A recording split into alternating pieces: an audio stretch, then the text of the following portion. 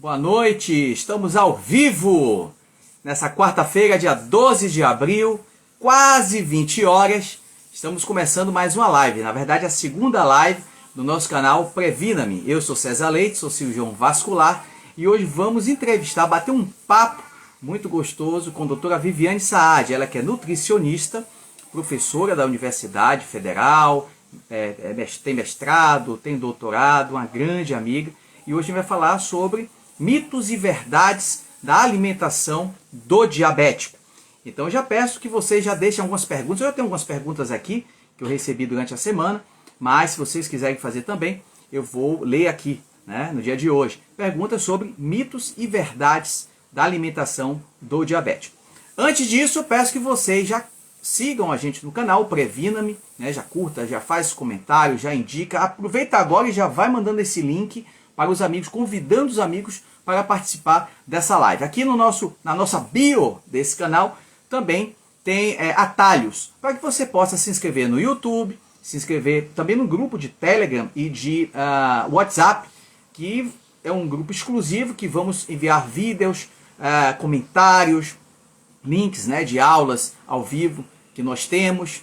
E também tem um atalho para uma inscrição. Você vai deixar o teu e-mail, o melhor e-mail, que vamos mandar vídeos exclusivos sobre artigos que eu comento. São 2 vídeos por mês, não incomoda ninguém, e é para vocês que estão comprometidos com a tua saúde e das pessoas que você ama também. Porque muitas doenças têm uma veia, né, familiar. Então, a gente conversou com a doutora Alina na última live, e ela foi bem clara, né? Quem tem diabetes, o pai, a mãe, o tio, o avô, é uma possibilidade muito grande da pessoa ter. Então, se você se cuida desde cedo, é provável que você não tenha complicações e tenha uma vida mais saudável. Então, vamos já conversar e vamos convidar a doutora Viviane Saad.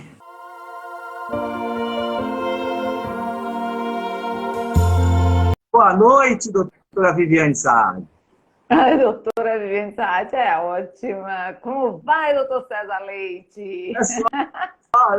Eu já fico até assim, porque Viviane é uma amiga, né, da infância, né, Vivi? Então, às vezes, doutor Viviane Saad, mas é uma amiga de infância, uma querida amiga. Eu carreguei ela no colo, ela pequenininha, essa pessoa simpática, com esse sorriso lindo até hoje. E hoje já mestre, doutora em nutrição, professora da universidade. É um orgulho muito grande, Vivi, estar falando com você aqui hoje, viu? Oi, eu que fico super feliz, agradeço imensamente o convite. O tema eu adoro falar, que é diabetes. E estar com você, Cezinha, que é um amigo, um cara ímpar, de um coração gigante, que eu conheço também desde pequenininho, lá do Tereza Lisieux. Dizia todo mundo, eu disse, gente, é com César, lá é com César. Acho que esse bate-papo vai ser bem legal. Convidei um monte de gente e disse, vai, entra lá para poder a gente conversar um pouquinho. Vai ser muito bom. Muito bom.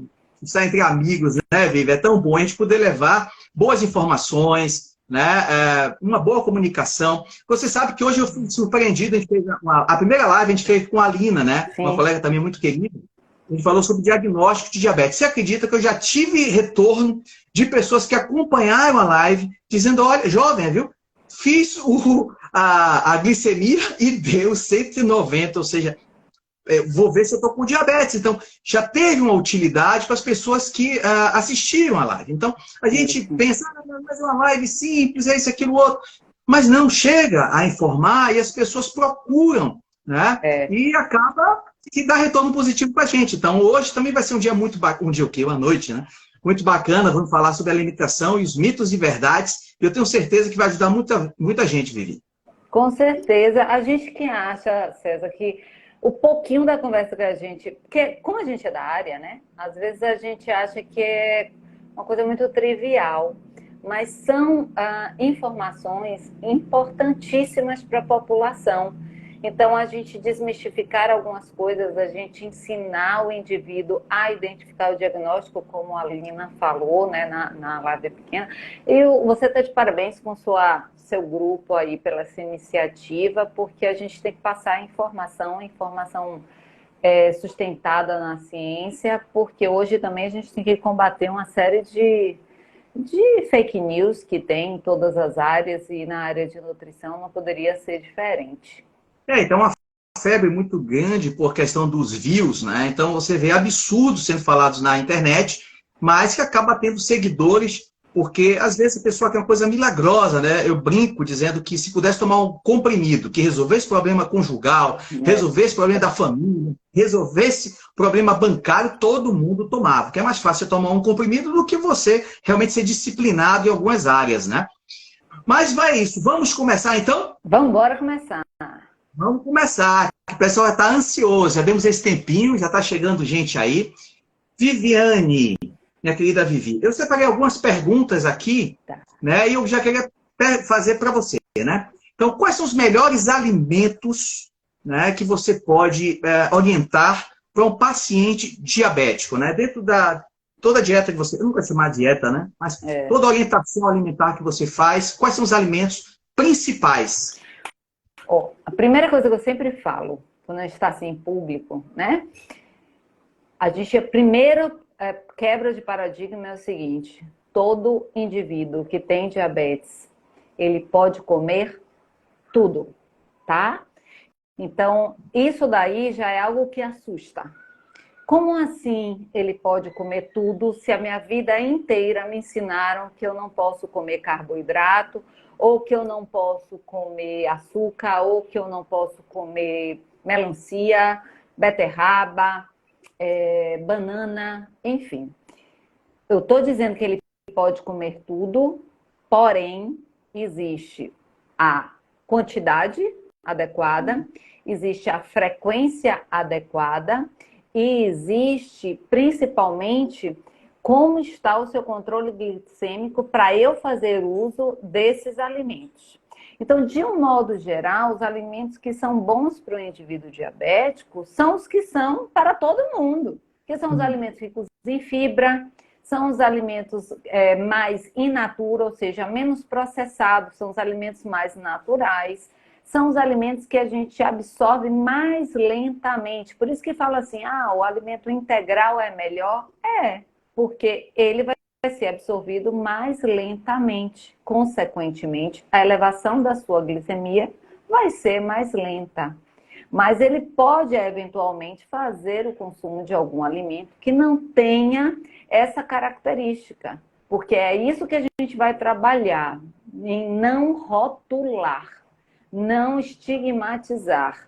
Porque esse indivíduo ele já tem uma carga de ter uma doença crônica, incurável, mas que ele precisa ter uma boa relação com a comida, com o seu tratamento medicamentoso, seja ele um antidiabético oral ou a insulina, porque se a gente aperta muito, principalmente em termos de alimentação, a adesão não existe.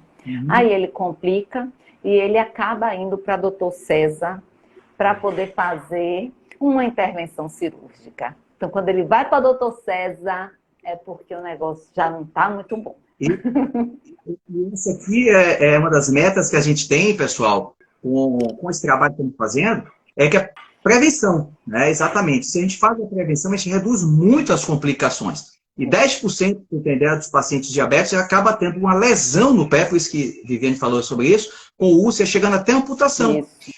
Existe um relatório da Federação Internacional de Diabetes falando sobre isso. Então, essa é a promoção das informações que nós estamos trazendo no dia de hoje. Mas me diga uma coisa, então você falou em relação aos carboidratos, né? Que pode comer tudo. Mas como é que afeta? Afeta diferente o diabético da pessoa que não tem diabetes, o carboidrato? Afeta. Porque o que acontece? O indivíduo diabético, a gente tem o indivíduo diabético que usa insulina. Isso eu tô falando do diabético tipo 2, tá? O indivíduo diabético tipo 2 é aquele que ele vai descobrir o diagnóstico mais na vida adulta ou na fase já de idoso. O indivíduo diabético tipo 1, ele tem o diagnóstico, tudo como a Lina já falou, na fase mais característica da infância. O indivíduo, se ele utiliza a insulina, é porque ele não tem mais secreção nenhuma. Então, esse indivíduo, ele precisa ter um controle alimentar muito mais rigoroso, no sentido de saber a quantidade de carboidrato que ele vai ingerir, porque vai casar com a quantidade de insulina que ele vai aplicar no corpo dele. E no indivíduo que não faz uso de insulina, Viviane, ele só usa comprimido, né? Ele só usa metformina, por exemplo. Ele pode comer tudo? Não. Ele precisa também ter uma noção da quantidade de carboidrato que ele vai consumir. Então, a gente tem, por exemplo, carboidratos que... O carboidrato, de um modo geral, ele leva no máximo 2 horas para ser absorvido no seu corpo, tá certo? Então, se você come uma batata doce, ela vai ser absorvida, 100% dela, no máximo em 2 horas. É por isso que a gente mede a glicemia sempre 2 horas depois de comer. Porque 2 horas é o tempo máximo que o carboidrato vai ser absorvido. Então, a gente tem carboidrato de absorção rápida, que em 15 minutos ele cai na corrente sanguínea. Então, por exemplo, o mel, o açúcar, a bala, a jujuba. Esses são carboidratos, a frutose da fruta, de qualquer fruta. Esses são carboidratos que a gente indica mais quando o indivíduo está com hipoglicemia. Então, você vê que não existe carboidrato maléfico. Porque numa hipoglicemia, quem vai te salvar é o carboidrato de absorção rápida. É o mel, que até então era proibido, né? Só que a gente não vai ficar fazendo o uso rotineiro e em grande quantidade desse tipo de carboidrato, entende?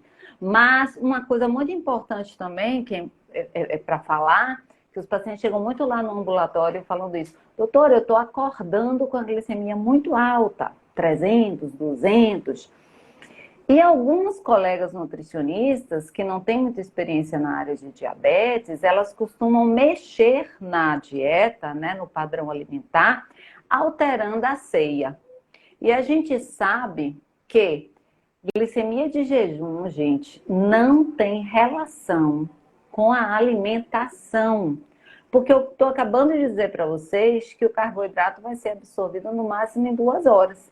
A não ser que você foi para uma churrascaria, que você comeu pizza, que você comeu aquele hambúrguer cheio de cheddar. Por quê? Isso, porque aí você misturou com a gordureba, com a proteína. Aí sim vai ter um impacto na glicemia de jejum. Mas se você tomou sua sopinha, tomou seu cafezinho com leite, comeu sua torradinha com queijo e foi dormir isso 8 horas, não acordou de madrugada para beliscar, e a sua glicemia de jejum, ela deu 200, não foi a sopinha com a torradinha, não. Aí tem que investigar junto com o endocrinologista o motivo. Isso é muito importante porque o próprio paciente ele começa a fazer uma série de restrições desnecessárias e começa a ficar com medo de se alimentar. E aí ele desnutre. Perfeito. Já estão perguntando aqui se a live vai ficar gravada. Pessoal, vai ficar gravada. É por isso que a live tem que ficar até no máximo 1 hora, para a gente poder deixar gravada. Inclusive, eu vou editar, colocar no YouTube. Então, você que já está assistindo, tem 2 informações. A primeira, já vai curtindo aí o canal também, a página de Viviane Saad no Instagram. Isso. Vai curtindo o nosso canal Previna-me. Tá? Vai seguindo, vai mandando para outras pessoas também. Lá na bio da Previna-me já tem também um card, né? um acesso, um atalho para o YouTube, que temos canal no YouTube. Vai ficar essa live gravada. E tem outros vídeos também.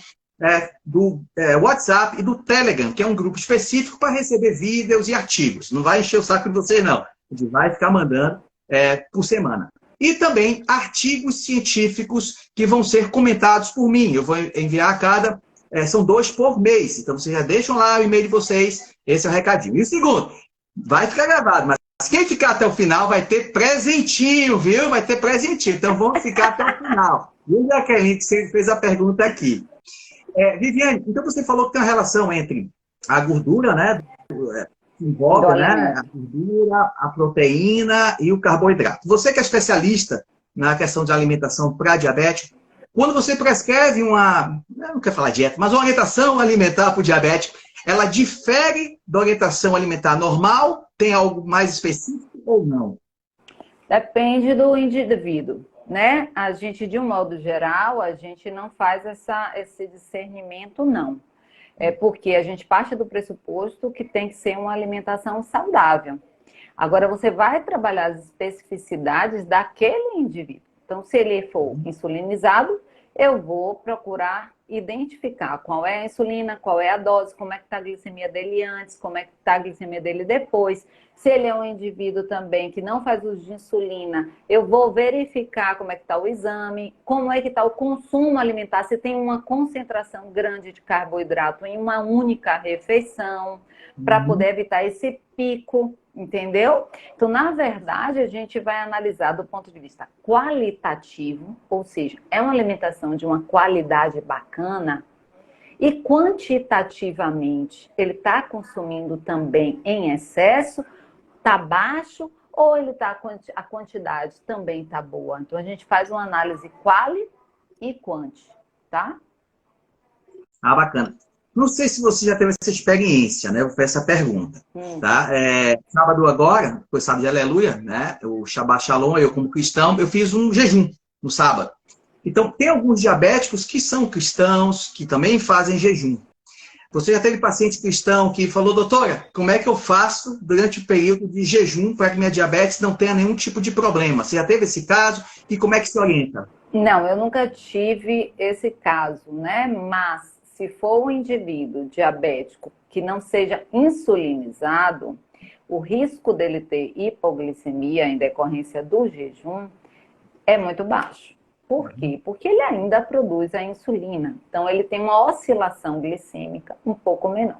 Já no indivíduo insulinizado, ele vai ter, sim, um risco muito maior de ter uma hipoglicemia ou de sempre estar cursando ali. Se não tiver uma hipo, ele vai estar borderline. Então, é um risco muito maior para esse indivíduo e ele vai ter que ter consciência de que esse jejum pode ser quebrado para a correção de uma possível hipoglicemia. Senão, ele pode passar mal mesmo, tá? Então é importante, né?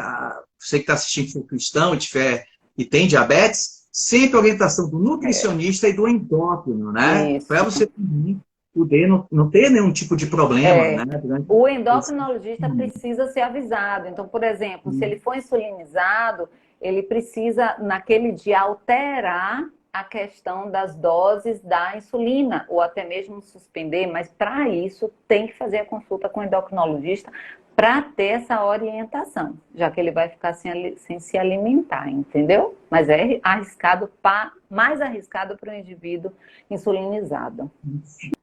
E quando você vai prescrever uma orientação alimentar, Vivi, do diabetes, existe um padrãozinho? Você falou, não, cada paciente é de uma forma, mas existe um padrão a ser seguido em termos de equilíbrio da dieta, em termos de horário? Tem. Como é que se faz isso?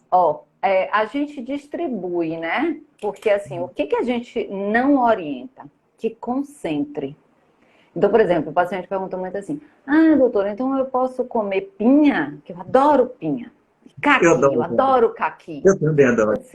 Pois é, não é? Tudo é uma delícia. E são os doces, né? As frutas mais adocicadas. Eu digo, pode. Só que você não vai comer, por exemplo, 3 caquis no meio da tarde. Você vai pegar um caqui, você come de manhã. Um caqui você come depois do almoço ou à tarde. E o outro você come antes de dormir. Porque você não concentra a frutose num único horário.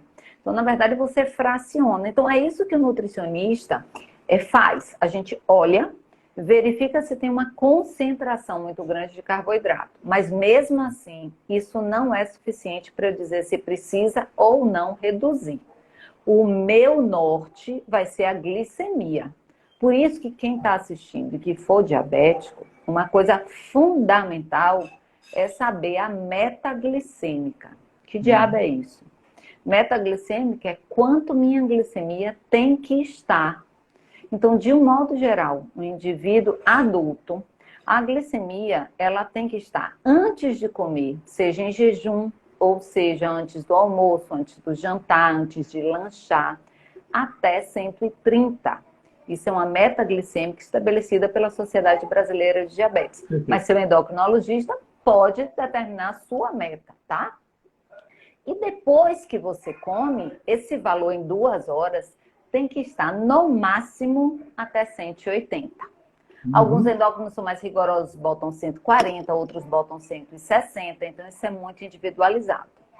Então, se você come bastante na hora do almoço, Mas depois de 2 horas, a sua glicemia deu 160, ela tá linda. Você conseguiu metabolizar aquela quantidade. Você pode engordar. São coisas diferentes. Naquele dia eu chutei o pau da barraca. A minha glicemia foi para 270. Mas não é o meu hábito. Mas eu sei que naquele dia eu consumi mais, por isso que deu uma hiperglicemia.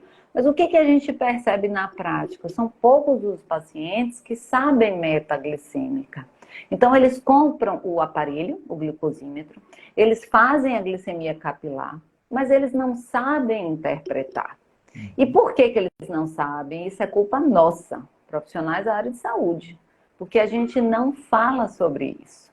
Então, todo paciente que é atendido lá no ambulatório, a primeira coisa que eu falo e pergunto é: você sabe qual é a sua meta glicêmica? Não, não sei, nunca me explicou. Eu dou por escrito e peço para que ele confirme isso na consulta com o endocrinologista. Sim. Porque isso é educar. A gente tem que educar esses pacientes, essas pessoas. Quanto mais a gente educa, mais a gente empodera.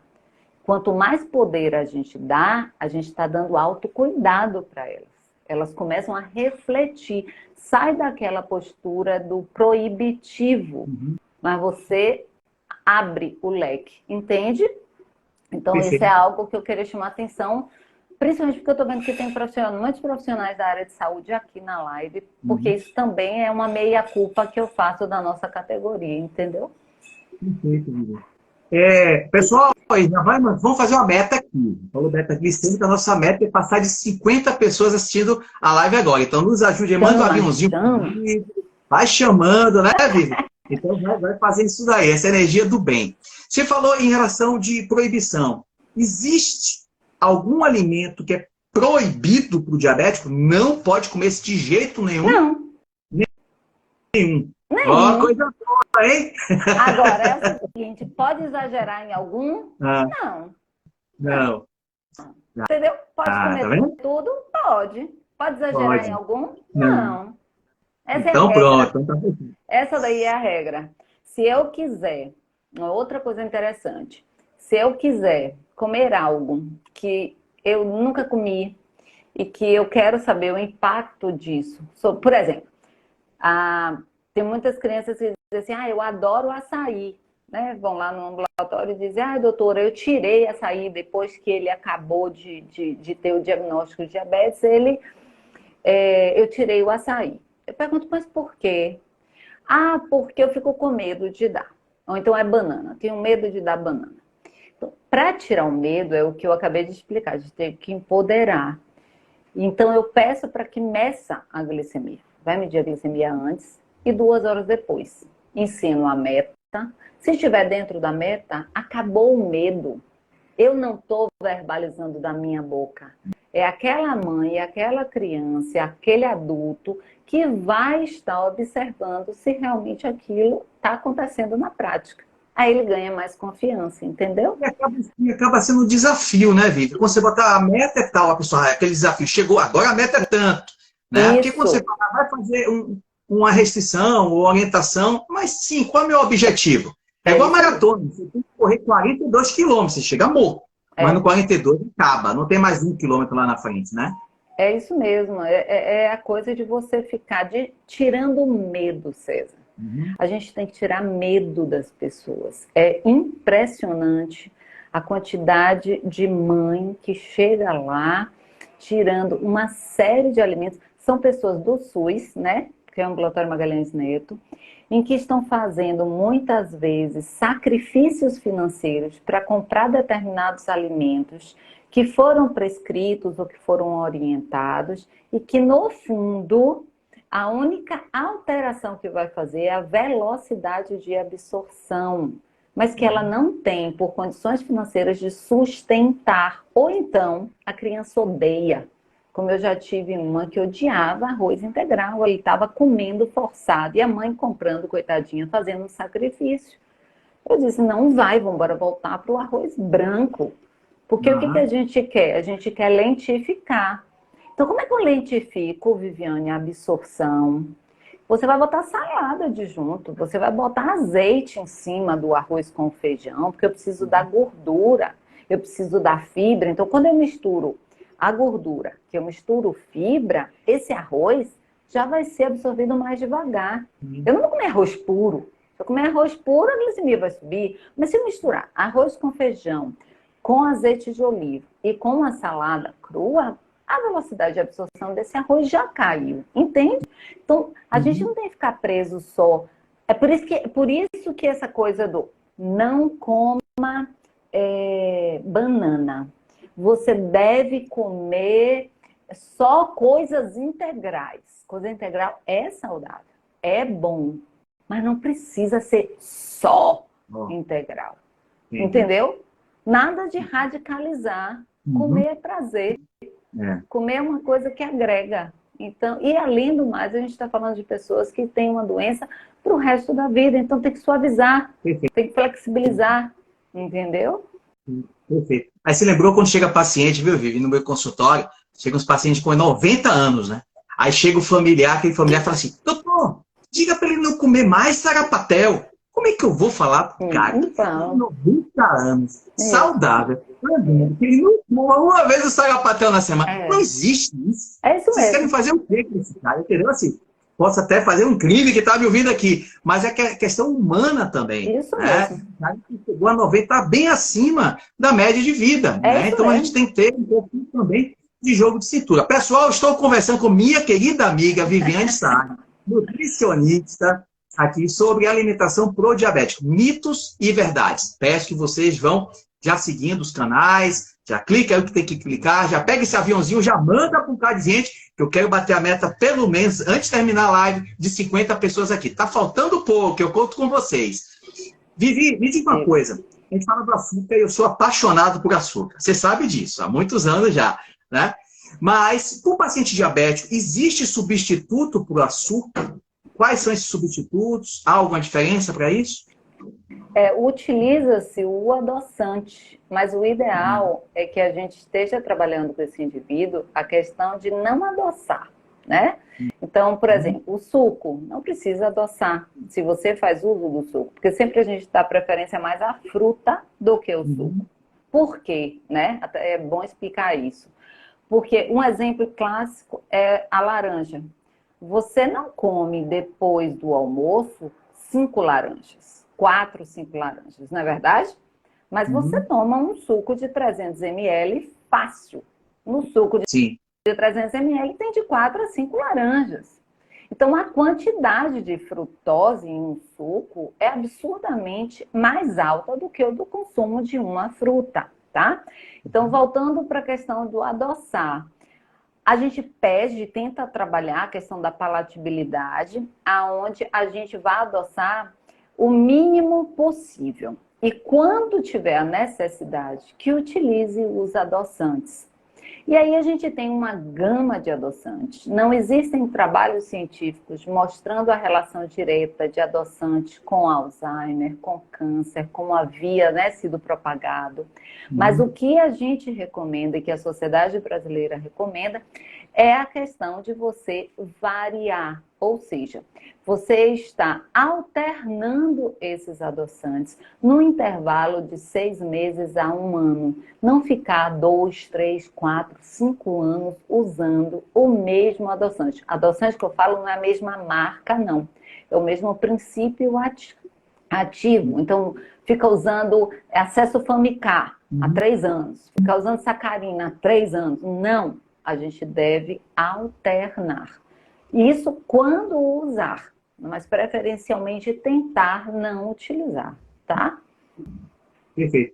Uma pessoa colocou aqui, deve ser aluna sua, viu? Que o curso de contagem de carboidrato é maravilhoso e tal. Em relação ao diabetes, tem alguma alteração? Como é que funciona essa contagem de carboidratos para o diabético? A contagem é um método de nível de evidência A, ou seja, não tem dúvida nenhuma de que ele funcione. Isso, nível de evidência A para indivíduos com diabetes tipo 1, tá certo?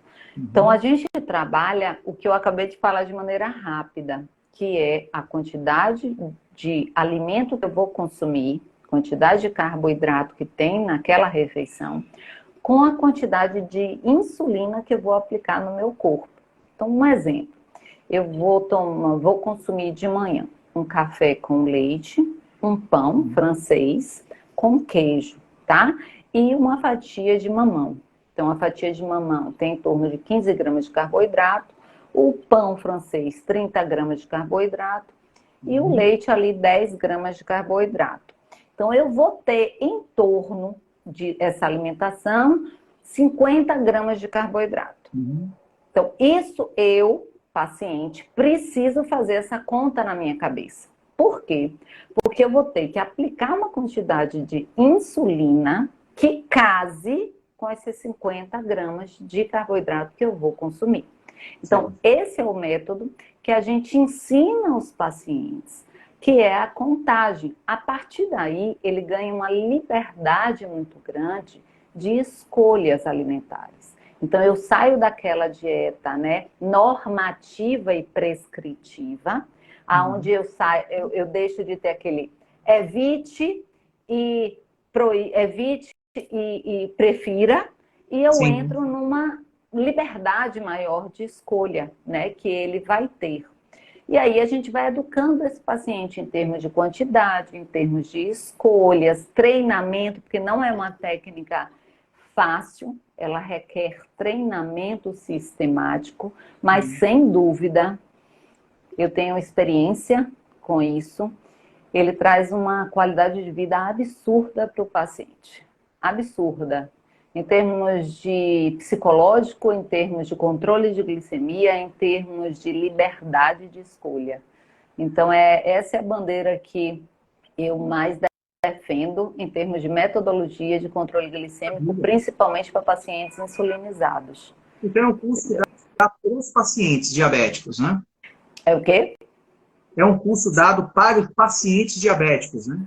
Isso não é um curso. O que ela estava falando é porque eu e Sabrina, que é uma outra nutricionista, né, Sabrina Soares, a gente todo ano dá um curso de contagem de carboidrato para profissionais da área de saúde.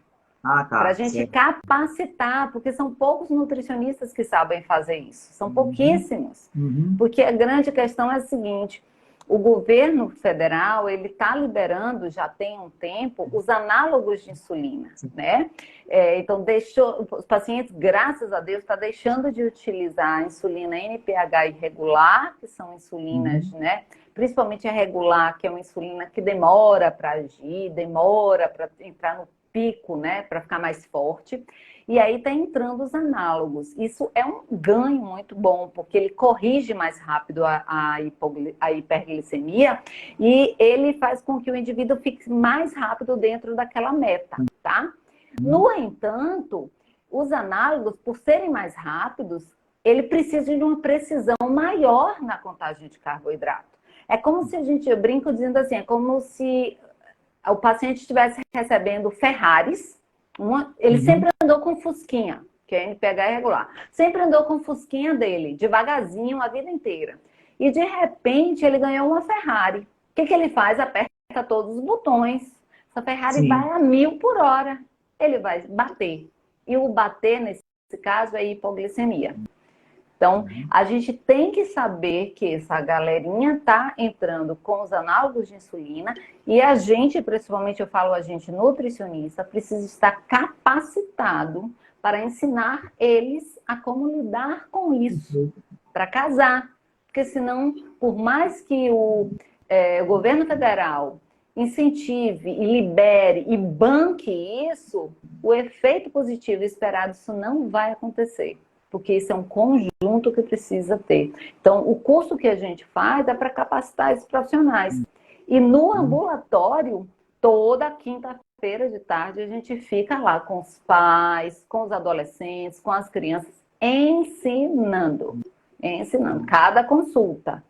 Eles vão para lá e vão aprendendo, e errei aqui, doutora, acertei aqui, o que aconteceu aqui? É ensinar, é educar mesmo. Olha, agora que eu vi que minha esposa entrou, né? Tem uma pergunta que eu queria fazer para você. Já merchan, viu, pessoal? Minha esposa tem uma loja de vinho sem álcool. Sem álcool. aqui em Salvador, para quem é de Salvador. Mas, Vivi, a bebida, você falou sobre o suco de laranja que aumenta o nível de glicemia de forma absurda, né? Isso.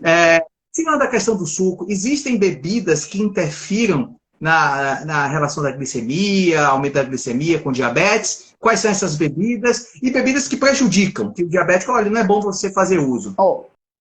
A bebida, de modo geral, o etanol, ele vai causar um efeito de hipoglicemia tardia, certo?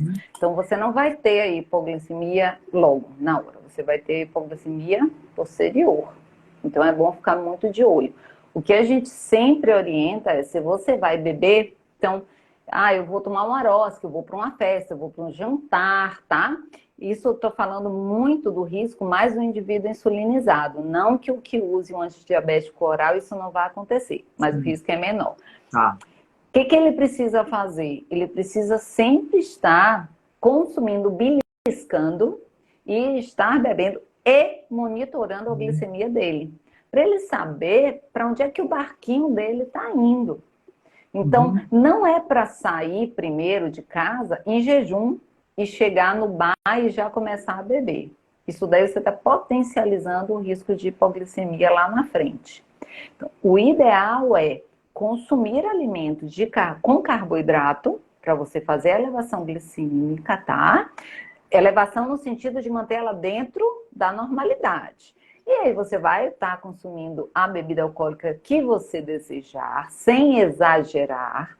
E se exagerar, saber que a hipoglicemia vai vir posteriormente. Então tem que ter o ajuste da dose de insulina posterior, você vai ter que saber que você vai ter que consumir carboidrato posteriormente. Então esses cuidados a gente fornece para o indivíduo diabético. Tá? Estão perguntando até se pode colocar, se suco de uva sem açúcar tem algum problema. Né? A mesma pessoa não, né? Não, o suco de uva é a questão da frutose. O suco de uva e o suco de laranja são os sucos com maior concentração de frutose. Então, são sucos que vai elevar mais rapidamente a glicemia. Se você me perguntar assim, é o melhor suco para o indivíduo diabético? Não. Os melhores sucos para o indivíduo diabético são os que têm menor concentração de carboidrato. Quais são eles? É o acerola, lima, limão, sucos mais cítricos, tá? Maracujá, porque a quantidade de carboidrato, goiaba, porque a quantidade de carboidrato é muito baixinha.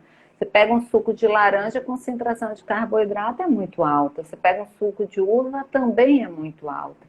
Então, não é interessante o uso para esse público especificamente. Perfeito. E refrigerante mesmo sem açúcar? Estão perguntando aqui na live, Vivi. O ó do Borogodó. O ó do Borogodó. É o ó. Mas tipo assim, mas Viviane, eu, né? Eu não fico tomando muito refrigerante, mas, por exemplo, vou comer acarajé, né? Tem algumas comidas que o paciente fala isso pra gente, né? Doutora, mas quando eu vou comer determinada coisa, eu só posso comer se tiver um refri. Gente, mas é só naquele dia, naquele momento, é pontual. Vai tomar seu refri, entende? Mas não pode ser uma coisa, como a gente vê que tem pessoas que não tomam água, elas tomam refrigerante. É aí que tá errado. Mas se você vai tomar sua acarajé, vou comer meu abará, eu quero até descer, né? Ajudar a descer. Então, tome seu refri. Depois, se der alta sua glicemia, você corrige. Isso tudo a gente ensina também. É a coisa de você saber que vai estourar. Não estoura por conta do refrigerante, não, tá? Vai estourar por causa da gordureba que você vai estar consumindo, se for, no caso, o acarajé, o hambúrguer ou a pizza. Aí ela vai subir mais tarde, mas não o refrigerante. Muito bom. Pessoal conversando com Viviane Saad, nutricionista, sobre alimentação diabética. Mitos e verdades. Faltam somente 3 pessoas para bater a meta dos 50, para poder liberar o presentinho daqui a pouco. Então nos ajude aí. Pede para a pessoa vir aqui participar dessa live, está muito bacana. As perguntas estão muito boas aqui também. Viviane, tem algum tipo de lanche que você orienta saudável para o paciente fazer uso durante o dia? Né? Quais são os melhores lanches, rápidos e saudáveis? Ótima pergunta. Olha só, o pessoal sempre tem mania de dizer assim, na hora de lanchar, como uma fruta, né? A fruta é o quê? frutose. A frutose é de absorção o quê? Super rápida. Sim. 15 minutos. Subiu. Para o indivíduo diabético, subir rápido... Ó, César, chegou aos 50.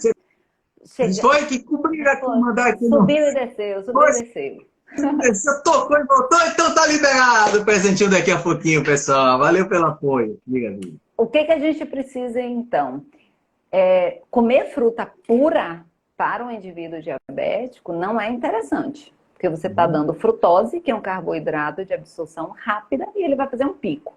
Então, o que a gente faz? A gente associa ou com uma fibra, ou com uma gordura, ou com uma proteína. Então, por exemplo, eu vou pegar essa fruta e vou comer junto com o iogurte, porque o iogurte vai ter a proteína. Eu vou pegar a fruta e vou comer um pedaço de queijo. Sim. Eu vou pegar essa fruta e colocar uma chia em cima. Então, eu preciso lentificar a absorção. Eu como com castanha, eu vou pegar umas castanhas e comer. Então, isso a gente vai orientando para que o paciente não faça o pico. Que é esperado quando se come uma fruta. Tem muitos pacientes que dizem assim, eu adoro comer fruta, doutor, eu como que é uma beleza, mas é bom, não é saudável? É saudável, só que é frutose pura que você está consumindo. Para o senhor, para a senhora, não é interessante. É melhor fracionar essas frutas e estar utilizando sempre casado com uma fonte de proteína ou com uma fonte de gordura para a gente lentificar, entendeu? Entendi. Tem uma pergunta aqui, virou polêmica, eu vou até fazer. Pão dormido, um bocado de gente perguntou aqui. A questão do pão dormido, eleva a glicemia? Isso é ótimo, gente, adoro pão dormido. Porque as pessoas, elas têm essa crença de que... Eu adoro fatia parida, né, Vivi? Você lembra fatia parida com pãozinho dormido? Mas fatia parida é outra história, eu vou explicar fatia parida também.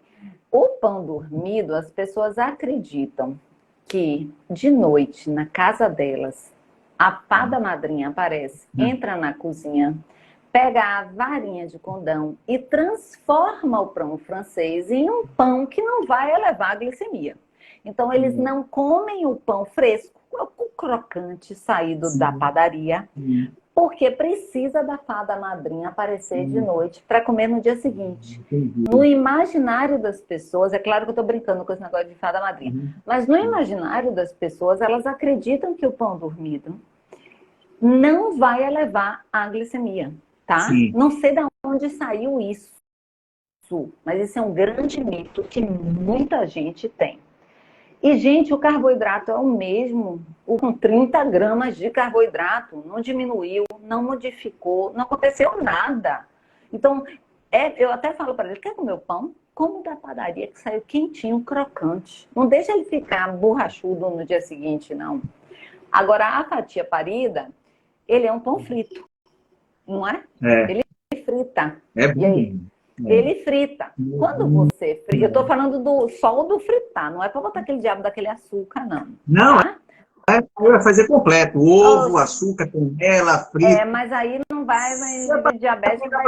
tem que ser completo, Vivi. Mas aí vai levar demais a glicemia. Não presta, não. Esse negócio é só em ocasiões muito especiais. E mesmo assim, meu filho, já prepara a insulina do lado, porque o negócio vai estourar, entendeu? Não é indicado. Esse não está indicado, esse não está indicado, não. Não. Olha, se tirar o miolo do pão, Lude, melhora a situação, você vai diminuir um pouquinho só o carboidrato. Vai ficar bom para sua consciência. Aí você vai, na consciência, vai dizer assim, não, eu estou tirando o pão. Tem muita gente que faz isso, né? Tô tirando, mas eu tiro o miolo. Come o pão, mas assim, dá um alívio, mas eu estou tirando o miolo. Aí fica mais calmo. Se funciona assim para você, tira o miolo. Antes de fazer outra pergunta, pessoal, é o seguinte, presentinho é um e-book, né, que eu fiz com a Alina, da última vez que a gente fez a live, diagnóstico da diabetes. Então a gente fez com muito carinho esse e-book, né, que tem toda a parte de diagnóstico, sintomas, os valores, que você pode acessar pelo sua própria internet, né, pelo seu próprio celular. Então, quem quiser esse e-book baixar, vai baixar gratuitamente. Mas, para isso, precisa entrar no site, que é o previname.com/e-book. www.previname.com/ebook. Tudo junto, tá? Então, www.previname.com/ebook. Aí você vai e baixa o PDF para você e pode mandar para quem quiser, que está em PDF, né? Está livre. E aí é nosso presentinho de hoje, que a gente fez com muito carinho. E vamos fazer depois um book com Viviane também, não tenho dúvida disso. Tá, pessoal? Então já acesse aí o site e já baixa o e-book para mandar para aquela pessoa que você quer que se cuide. Isso é muito importante. Vivi, outra coisa que eu sofro às vezes, né? Porque às vezes eu faço uma dietinha ali e é terrível.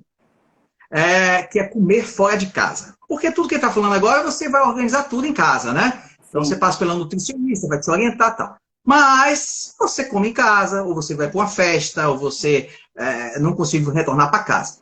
Como é que o paciente diabético se organiza para comer fora de casa? Ótima pergunta. Ele vai ter... Primeiro, quando eles vão no nutricionista, a gente vai procurar entender como é a rotina, né? Que horas acordam, como é a sua rotina. Eu já tive paciente, quando eu fazia consultório, eu tive já um paciente que ele era anestesista. Então, você entra no centro cirúrgico, ele entrava no centro cirúrgico e ele não tinha hora para sair. Sim. Então, o que a gente tem que fazer, nós nutricionistas? A gente tem que entender a rotina e bolar. Não adianta eu dizer, olha, você vai ter que sair da cirurgia para almoçar meio-dia. Não rola, não existe isso. Então, a gente tem que usar, para esse caso especificamente, a gente usa um suplemento. Então, ele vai usar um suplemento que é rápido, abriu, tomou, porque ele precisa estar se alimentando para não ter a hipoglicemia. E depois, quando sair dali do centro cirúrgico, ele vai fazer a próxima refeição dele. Então, quando o indivíduo está fora de casa ou ele vai viajar, tem todo um planejamento. A gente vai fazer esse planejamento junto com aquele indivíduo. Por isso que é muito importante ter um nutricionista na equipe. Não é só para você aprender a comer para controle da glicemia, mas são situações que vão acontecer e que vai te dar mais segurança na hora de escolher, na hora de você estar fora, né, do seu habitat, do que você deve fazer as melhores opções. E isso faz com que sua viagem ou aquele evento seja mais tranquilo para você, entendeu?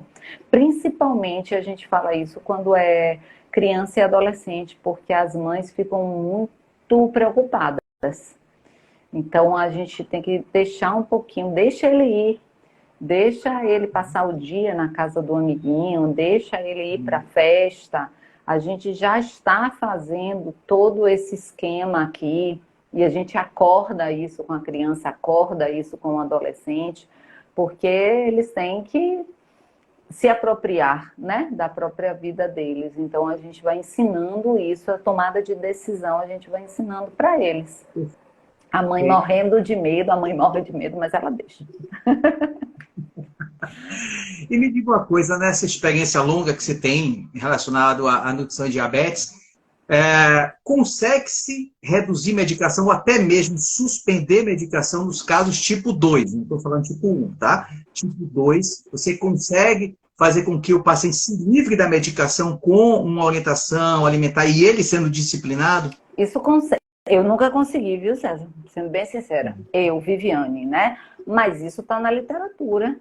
Né? Isso o DPP, que é um estudo com indivíduos diabéticos e principalmente pré-diabéticos com obesidade, mostrou que realmente a mudança do estilo de vida, com redução em torno de 7% do peso corporal, conseguiu reverter e evitar o indivíduo desenvolver diabetes, e aqueles que tinham diabetes conseguiu reduzir ou retirar a medicação. Isso eu estou falando no início de diagnóstico, tá?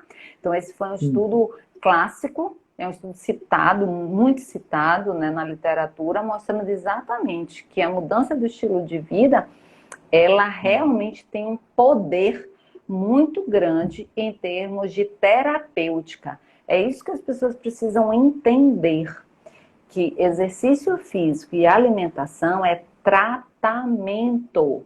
Muitos pacientes encaram só a medicação como um tratamento, mas não é.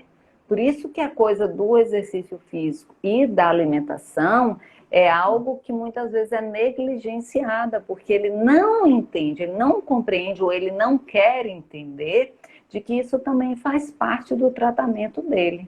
Mas, sem dúvida, a reversão acontece sim, desde que seja um diagnóstico recente e que esse indivíduo responda à mudança de estilo de vida.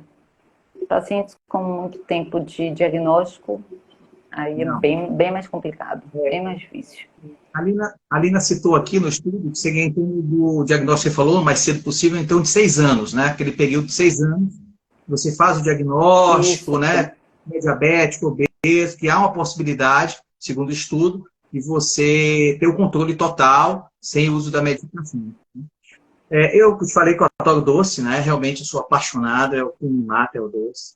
E eu sei que você não é psicóloga, mas como é que você como é que você lida com aquele paciente, né, que ama doce, né, que adora doce, que aquele leite condensado, aquele brigadeiro, né, aquele casadinho, ai meu Deus, olha que coisa boa, né, aquela bomba de chocolate. Como é que você lida com esse cara, com essa pessoa, né, em relação ao doce? Que ele fala, olha, eu tento, mas é difícil.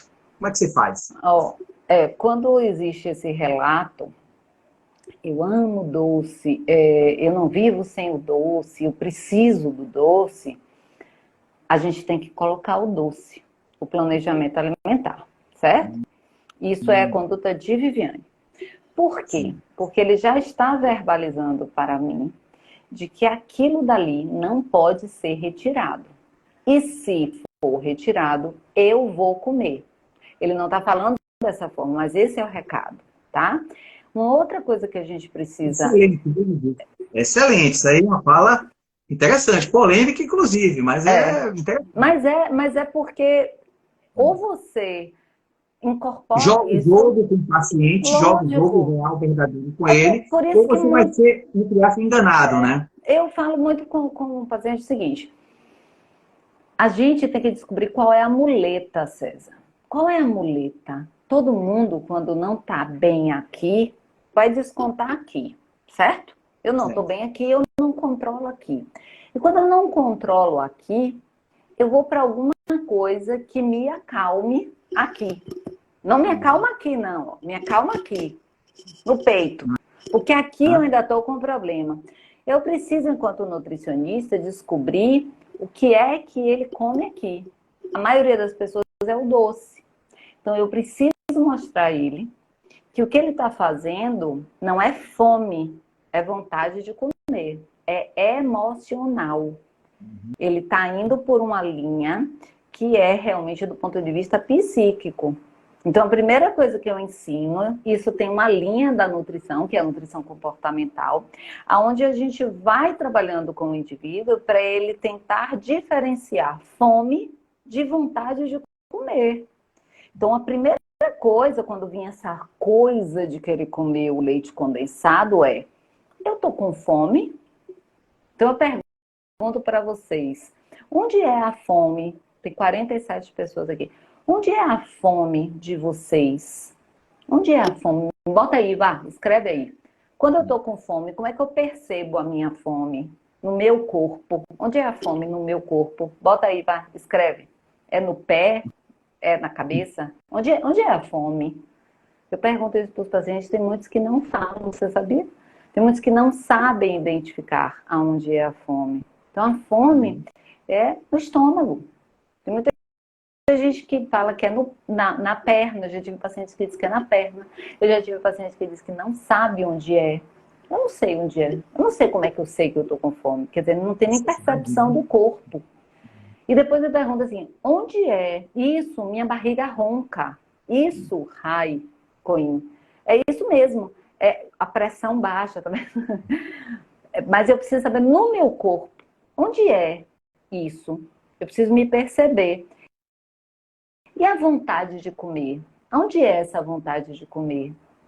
A pessoa geralmente identifica, é na boca, é na minha cabeça, me dá uma agonia no peito. Então, a primeira coisa é ela dissociar. Eu tô com vontade de comer o brigadeiro. É fome ou vontade de comer? Sim. Não, isso é vontade de comer. Aí de duas, uma, eu vou ensinar elas técnicas para poder segurar essa vontade de comer. E vai ter momentos que ela não vai conseguir segurar e vai chutar o pau da barraca. Mas não tem problema, porque ela agora tem consciência. A questão é no dia seguinte, o que, que eu vou fazer depois que eu fui lá e comi 5 brigadeiros? Eu vou ficar parada em casa, na frente da televisão, para esperar para ter outra vontade de comer? Aí que está errado. Então você vai trabalhando com esse indivíduo do ponto de vista de percepção corporal. Isso a gente faz muito com indivíduo com diabetes tipo 2 e indivíduos com obesidade. Entendeu? É um outro trabalho que a gente vai não culpando, não é culpando, mas é trabalhando isto.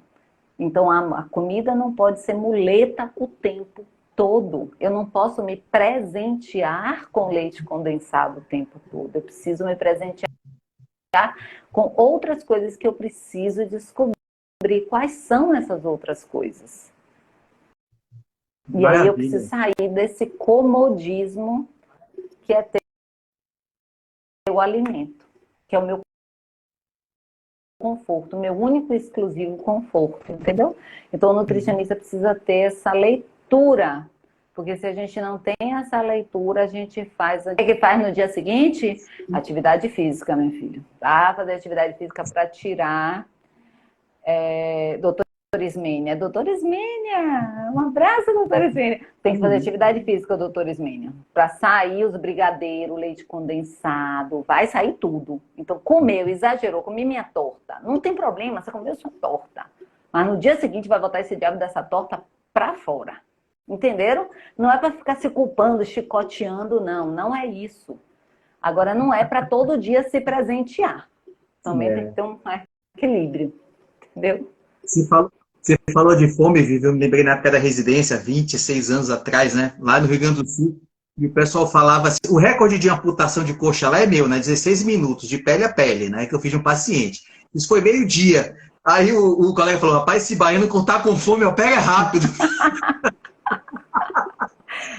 Assim, quando eu tô com fome, minha filha, sai de cima. Minha mulher já fala, né? César, Meu Deus, eu disse que que loucura! Pois é. Quando tá com fome, terrível. Mas, Vivi, já estamos fazendo quase uma hora, menina, de bate-papo. Olha que coisa gostosa. Olha que coisa Passa bem boa. rápido. Conversa quase uma hora. E aí, pessoal, eu peço a você, primeiro, vai lá no www.previname.com/ebook, tá? Para vocês se inscreverem e receber o e-book do diagnóstico de diabetes. Muito legal, fizemos com muito carinho, eu e a doutora Alina. Aqui na bio também tem todos os atalhos para vocês se inscreverem, para receber artigos comentados, vídeos comentados, também grupos específicos que a gente vai discutir sobre o tema diabetes e doenças vasculares. Curta aqui a página da nossa amiga Viviane Saad, a nossa página também, tá? E estamos chegando já ao finalzinho aqui, eu preciso terminar antes de uma hora para que seja gravado no Instagram e depois eu edite isso daqui para colocar no YouTube, que vocês já estão seguindo, com certeza estão seguindo o canal da gente. Vive maravilhosa, uma pessoa que eu amo há muitos anos, colega assim, de infância, queridíssima, inteligentíssima, né? E eu tenho certeza que a gente vai ter outras lives também, né? Você que já faz parte aqui do nosso grupo, do nosso projeto, e tem muita coisa para fazer junto também. Queria agradecer você hoje aqui, falando sobre um tema de muita importância e relevância para todas as pessoas, né? Não só diabéticos, aqui você deu orientações gerais, inclusive de como ser uma pessoa humana no lidar com os nossos pacientes. Eu queria deixar aqui para você finalizar, falar o que você quiser, né? Só não fale mal de mim, né? Porque aí também não está legal, né? No meu canal fica chato. O resto... Eu adorei. Eu adoro falar disso. Eu adoro. Toda vez que você quiser, pode contar comigo. Você é um amigo, um irmão. Eu tenho o maior carinho por você, por sua família toda. A gente é profissional da área de saúde, a gente faz isso porque a gente ama isso. Então, a conversa flui muito rápido, porque é fácil. falar sobre isso. E foi muito bacana reencontrar um grande amigo, reencontrar um monte de gente que eu pedi para entrar, amigos de outros estados, ex-alunos, colegas, enfim, minhas irmãs, minha mãe, tá todo mundo aí. Isso aí, Carol, aí, maravilhosa. Um beijo, Carol.